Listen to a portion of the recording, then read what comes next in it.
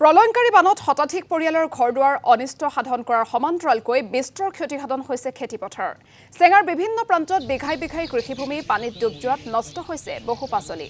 খেতিপথাৰ এনে অৱস্থাৰ বাবে হুমুনিয়াহ কাঢ়িছে খেতিয়কসকলে। ইয়াৰ উপৰিও খেতি নষ্ট হোৱাত স্থানীয় বজাৰসমূহত পাচলিৰ নাটনিয়ে দেখা দিছে, যাৰ বাবে হুৰাহুৰে বৃদ্ধি পাইছে পাচলিৰ পাইকাৰী আৰু খুচুৰা মূল্য।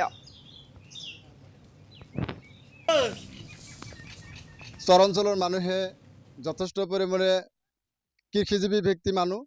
আমিও খেতি কৰিছোঁ, ময়ো খেতি কৰিছোঁ। ময়ো 2 বিঘা মাটিমান, আমি 1 বিঘা ভুল, আধা বিঘা মাটি মই ভুলৰ খেতি কৰিছিলোঁ আৰু আধা বিঘা মাটি মই ভেন্দি কৰিছিলোঁ।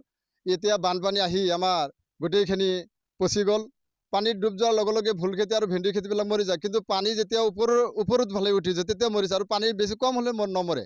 কিন্তু আমাৰ যথেষ্ট পৰিমাণে ক্ষতি হৈছে। আমাৰ চৰাঞ্চলৰ সকলো মানুহে খেতি বাতি কৰিছে, জিকা খেতি কৰিছে, পটলৰ খেতি কৰিছে, গাজৰৰ খেতি কৰিছে, আৰু কিছুমান ভাত কেৰেলা কৰিছে, কোমোৰৰ খেতি কৰিছে, আদি এই গোটেইখিনি মানুহ, আৰু মৰিচৰ খেতি কৰিছে। মৰিচটো আৰু বেছি মৰে, পানী আহিলে মৰিচৰ খেতিবিলাক বেছি হয়।